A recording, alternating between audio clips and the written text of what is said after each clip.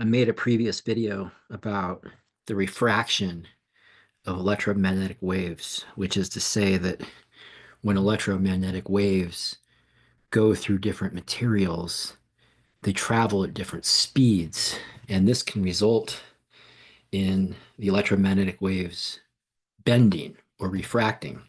So imagine what I just drew is a slab of glass. And so say we have glass material and we've got air. And let's say that some electromagnetic wave comes in at some angle. And to define that angle, what we'll do is we will draw a perpendicular to the interface such that I can define this angle. I'm going to call it theta 1. This is the incident angle. And so you can imagine the electromagnetic wave is traveling through air, and that means that it has some index of refraction. So the index of refraction of air is equal to the speed of light in a vacuum, which is designated as c, divided by the velocity of the electromagnetic wave in air. Now, the velocity of the electromagnetic wave in air is going to be something that is less than c. If an electromagnetic wave starts out at less than the speed of light, it would actually take an infinite amount of energy to accelerate it to the speed of light. So you can think of the speed of light as a cosmic speed limit of sorts. And so you can think of the index of refraction as having a minimum value of 1. That's when the velocity of the electromagnetic wave is equal to the speed of light. C divided by c is 1. If it's anything less, then it's c divided by something less than c, which is a number that's greater than 1. And when we're talking about two different materials, we have air and then we have an glass. And that's going to be defined as the speed of light in a vacuum divided by the velocity of the electromagnetic wave in the glass. And so it turns out that the index of refraction in the air is going to be less than the index of refraction in glass, which is to say that an electromagnetic wave traveling in the air and an incident on glass is going to slow down. And so, as I tried to unpack in a previous video, when the wave slows down, there's a bending that takes place. And the bending, when it slows down, is such that it is closer to the perpendicular. In other words, this theta 2 right here, theta 2 is less than theta 1. You can think of the ray of light, if you will, as bending towards the perpendicular. The opposite is the case if you go from a slower medium to a faster medium. In that case, the refracted light moves away from the perpendicular. It gets away.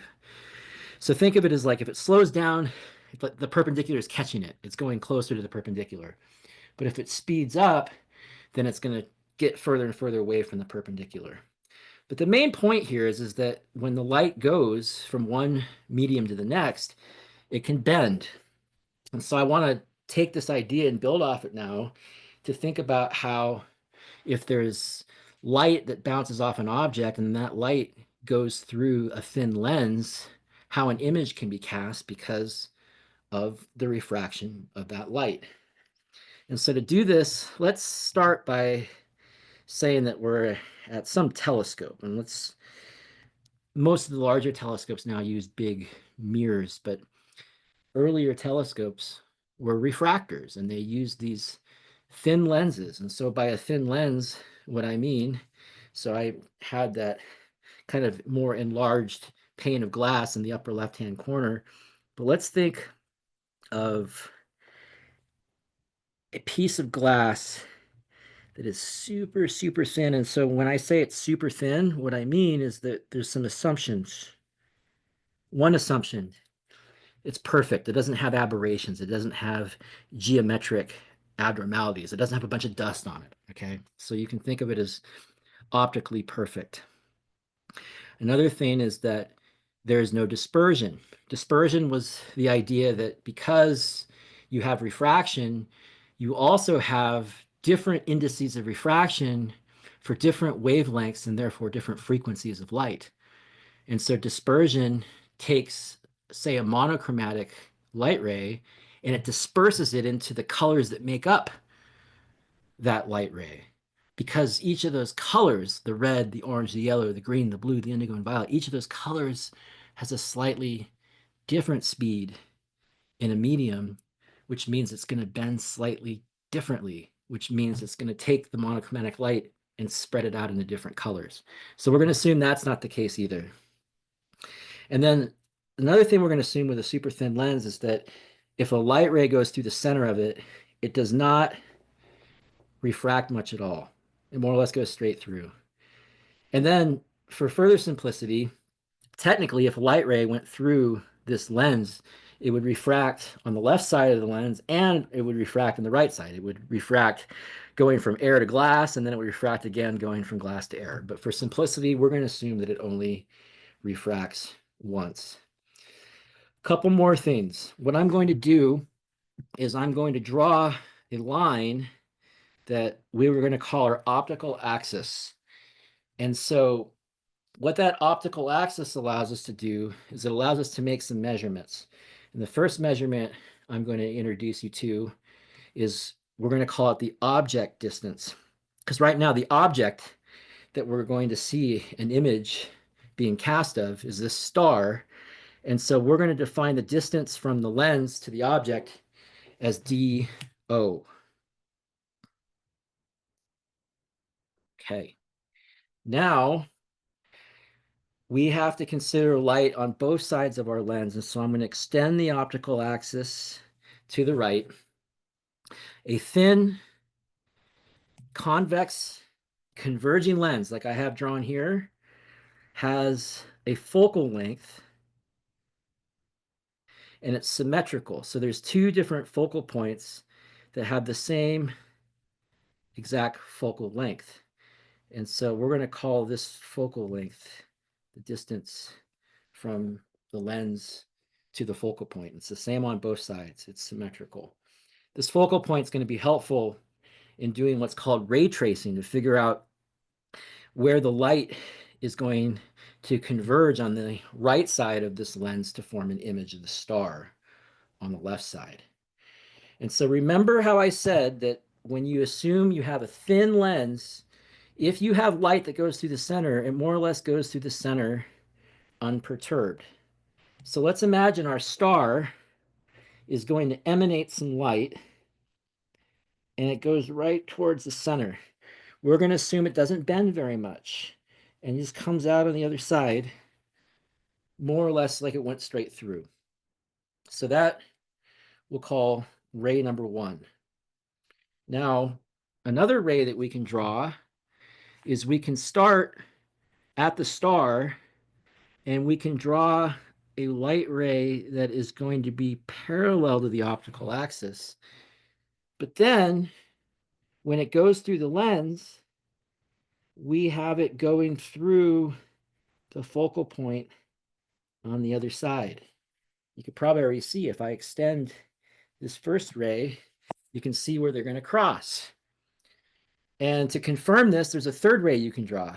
So remember, one, you go right through the middle, and you assume it doesn't bend very much. You can more or less draw a straight line through the middle. Then you can draw a ray that's parallel to the optical axis and goes through the focal point on the right side.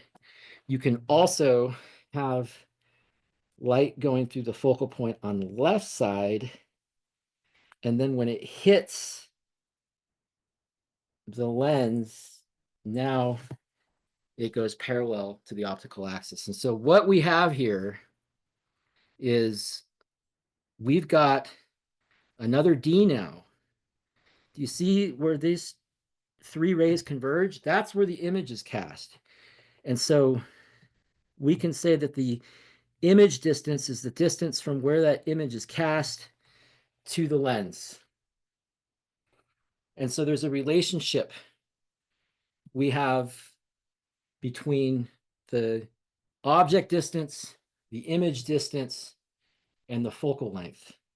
And more specifically, we can say that 1 divided by the object distance plus 1 divided by the image distance is equal to 1 over whatever the focal length is of that thin lens.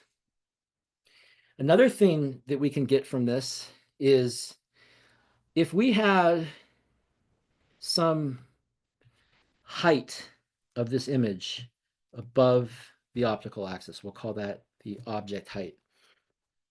Do you see how there's also a distance from the image? Again, that's where all of those rays that we drew cross.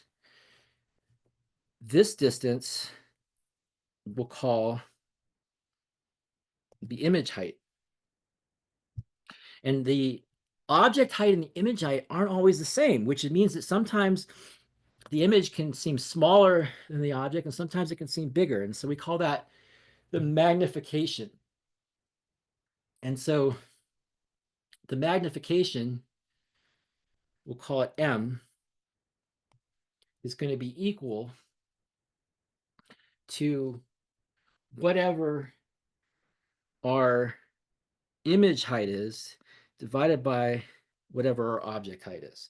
So it's essentially, it's this distance from the optical axis divided by this distance right here.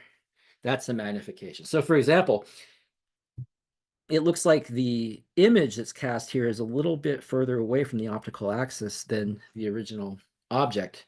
And so the magnification would be something a little bit bigger than 1. Another thing to note, the image is on the other side of the optical axis, which means that it would be upside down. And so in this particular case, the magnification would actually have a negative value because it's below the optical axis when the object was originally above it. And so it would be a negative magnification. Now, if you want to always use positive numbers for your object and your image distances, that's what you have in green here at the bottom. Then another way in which you can write magnification is you can write it in terms of the distances, but you have to make sure that you account for a negative sign, and that's going to be the image distance divided by the object distance. And so, once again, you've got some object. That object is some distance away from a thin, convex, converging lens. And when I say converging, I mean light rays that go into the lens that are parallel to the optical axis are going to emerge on the other side going through the focal point. And so I drew 3 rays. One ray, this one right here, is going straight through the middle of the lens. And when it goes straight through the middle, we assume it doesn't bend very much. That's one of the assumptions of a thin, convex, converging lens. I then drew a second ray. That second ray I drew from the object parallel to the optical axis, and then once it goes through the lens, goes through the focal point right here. And then a third ray, I start at the object, I go through the focal point on the left, and then when it hits the lens, it emerges parallel to the optical axis. And together, where those rays intersect is where the image is cast. And you can look at the image and say, how does that compare to the original object image? Is it bigger? Is it smaller? That's the idea of magnification. Is it right side up? That's positive magnification. If it's upside down, that's negative magnification. And so all of this goes back to the fact that when that light hits the glass, refraction is taking place. Light is bending. And the reason the light is bending is because light travels at different velocities in different substances. And we use the index of refraction as a mathematical way of representing how an electromagnetic wave is going to travel at different velocities in different substances. And so when you have different indices of refraction, you're going to have light bending at the interfaces of different materials. And that's what's happening with the lens. You're having light that's traveling through air, it hits the glass lens, and it bends. And so if you have multiple light rays and multiple bending of those light rays, you're going to get a geometric phenomenon on the other side where eventually those light rays cross, and that is what casts an image of the original object.